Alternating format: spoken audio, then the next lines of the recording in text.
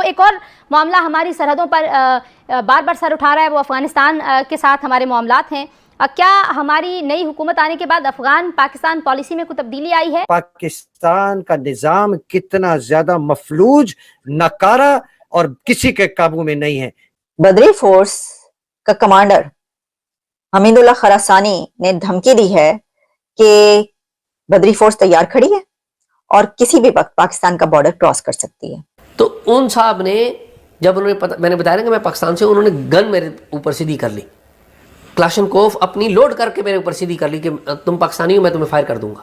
7 से 8 हज़ार इंडियन फौजी भी जो हैं वो अफगानिस्तान की तालिबान की मौजूदा हुकूमत की हिफाजत के लिए और सपोर्ट के नाम के ऊपर वो भी बगराम में आके मुकीम हो जाएं। पाकिस्तान में रिसेंटली कुछ दहशतगर्द कार्रवाइयां की हैं और पाकिस्तान की सलामती को उनसे खतरा रहा है।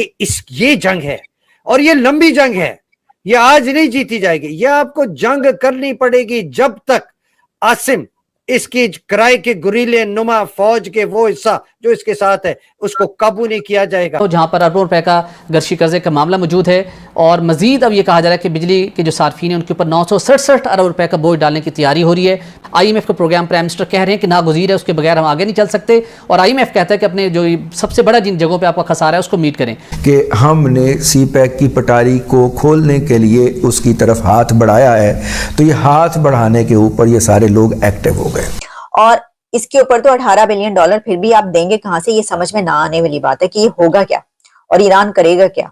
एक तरफ अफगानिस्तान हमले के लिए तैयार है, दूसरी तरफ मुझे लगता है कि वो कहेगा $18 बिलियन निकालो वरना हम भी हमला करने के लिए आ रहे हैं। अफगान हुकूमत के तर्जुमान ने कहा कि इमारत इस्लामिया इन हमलों को शदीद मजम्मत करती है और इन्हें गैर संजीदा इक़दाम और अफगानिस्तान की सालमियत की खिलाफ वर्जी करार देती है। ताकतें किसकी? अमरीका की, खुदा तालिबान का और हमारा साझा, ये ख्वाजा आसिफ साहब ने कहा था। देखिए जश्न जो है ये सिर्फ रियासती अशराफिया नहीं मनाया था, ये पाकिस्तान की सियासी अशराफिया ने भी बनाया था। ख्वाजा आसिफ भी ढोल पीटने वालों में सबसे आगे थे, एक माहौल था। तो TTP जब बनी थी ये उसके नायब थे, बैतुल्लाह महसूद ने इन्हें नायब बनाया था, लेकिन इन्होंने TTP से भी अपना एक फासला बरकरार रखा था और इंडिपेंडेंटली पाकिस्तान की स्टेट से भी राब्ते में थे, यानी कि पाकिस्तानी खुफिया इदारों से भी इनका ताल्लुक वास्ता था और ये किसी ज़माने में गुड तालिबान के तौर पर भी जाने जाते थे।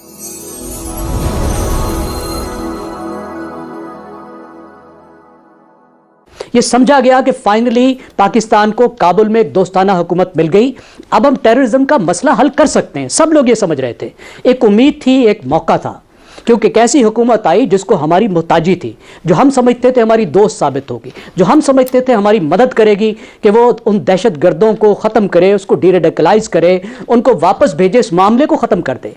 इस उम्मीद में कोई ख़राबी नहीं थी, मुज़ाकरात की कोशिश करने में भी कोई ख़राबी नहीं थी। सब दुनिया में होता है कच्ची कोशिश है। मुज़ाकरात का फॉर्मेट बिल्कुल गलत था, ये बात करनी चाहिए थी कि आला तरीन लेवल पर दहशत गर्दों के साथ आप क्यों बैठ गए?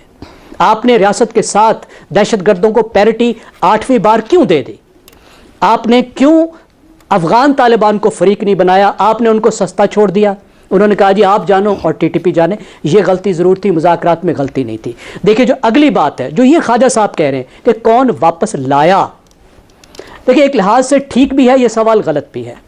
पूरी दुनिया में डीरेडिकलाइजेशन होती है, जो लोग रेडिकलाइज होकर चुके होते हैं, दहशतगर्द बन चुके होते हैं, माशरा उनको वापस एब्जॉर्ब करता है। लेकिन डीरेडिकलाइजेशन की एक पूरी साइंस है। इन लोगों को इनको कैंप बनाए जाते हैं, उन कैंपों में रखा जाता है, उनमें तालीम दी जाती है, उनको स्किल दिए जाते हैं ताकि कोई नया काम जिंदगी में कर सके। लड़ने के अलावा उन्हें कुछ नहीं आता। इन लोगों का इस्लाम का तसव्वुर भी तो बदलना है ना।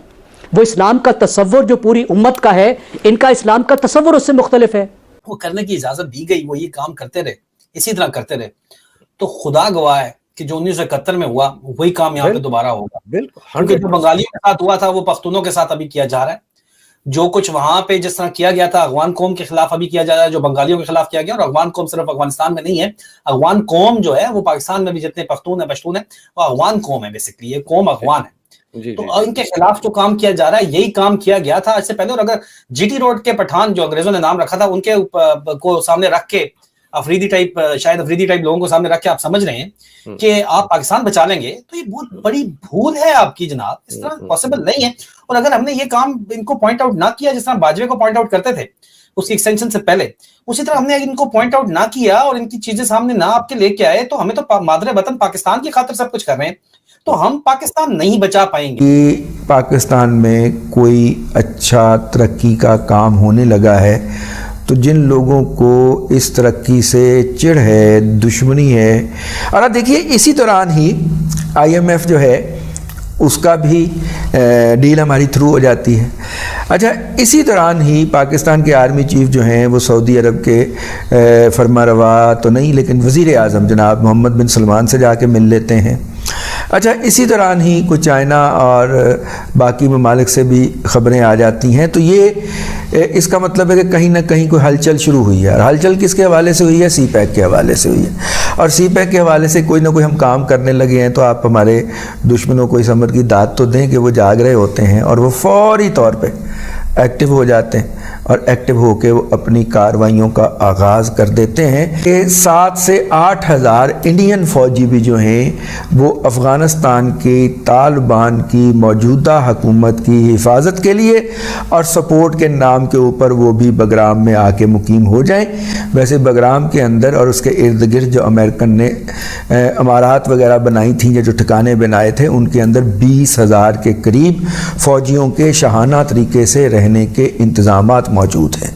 तो वहाँ पे जाके इंडियन दस्ते मुतय्यन हों, ये इस इलाके के अंदर बहुत बड़ी स्कीम का एक छोटा सा हिस्सा है। वो क्या है कि सब ठाट धरा रह जाएगा जब लाज चलेगा बंजारा। ये वो अकबर इलाहाबादी की नजीर अकबर पता नहीं किसी ठाट तो तब भी धरा रह जाएगा जब बदरी फोर्स क्रॉस करेगी बॉर्डर। जरा बढ़ते हैं इस खबर की तरफ। बदरी फोर्स का कमांडर हमीदुल्लाह खरासानी ने धमकी दी है कि बदरी फोर्स तैयार खड़ी है और किसी भी वक्त पाकिस्तान का बॉर्डर क्रॉस कर सकती है। अब ये जो मामला है ना, ये दाइश से इसके ताने बाने जाकर मिलते हैं, क्योंकि अफगानिस्तान में सिर्फ एक ग्रुप नहीं है, सिर्फ तालिबान। जरिए तहरीके कलअदम, तहरीके तालिबान पाकिस्तान तो दूर रह गई। अब इतने ग्रुप्स वहां पर मौजूद हैं कि ये जो बदरी फोर्स है, जंग बदर से नाम लेकर रखा है क्योंकि 313, तो वो जो कहा जाता है कि 3000 हो या 3 लाख हो, उसके ऊपर 313 भारी पड़ते हैं। तो ये वही वाले 313 का सिंबल बनाकर उन्होंने अपनी बदरी फोर्स का नाम रखा है। और वो ये कह रहा है कि हम पाकिस्तान का बॉर्डर क्रॉस करने के लिए तैयार हैं और किसी भी वक्त हमला कर सकते हैं। अब जो जगह जगह फट रहे हैं, आके जगह जगह से जो आते हैं अकेले दुकेले, वो तो फट ही रहे हैं।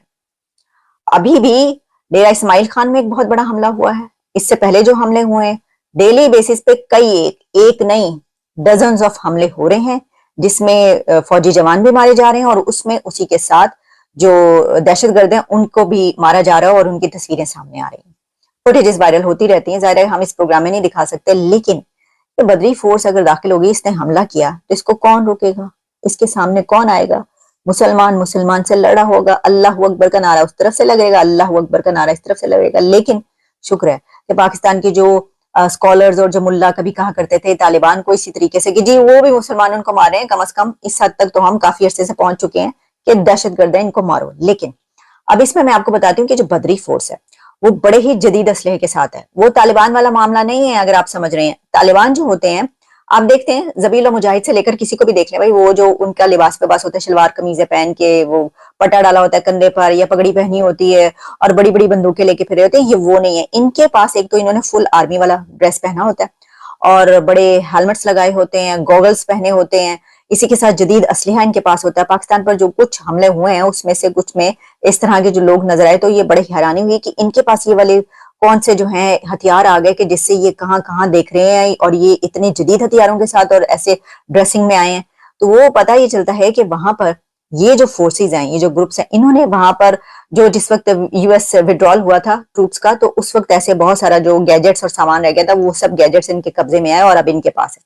तो अब आप ये सोचें कि इतने जदीद असले के साथ और उसके साथ तैयार हैं लड़ने के लिए, तो $18 बिलियन आपने वो पेनल्टी तो देनी है। लेकिन ये जो पेनल्टी है ये बड़ी खतरनाक पेनल्टी है बदरी फोर्स वाली।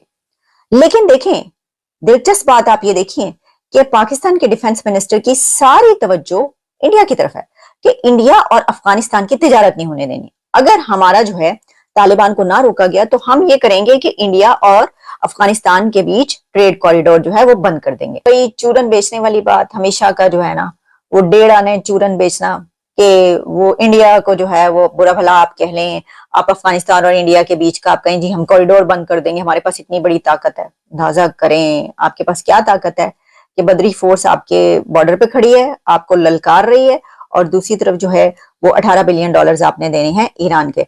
और अब हालात जो हैं वो किसी भी बड़ी जंग की तरफ जा रहे हैं। किससे जंग होगी, किससे जंग होगी, कुछ मेरे पास तो कुछ इसके ऊपर कहने को नहीं है, जिनके पास है वो तो आपको बताए।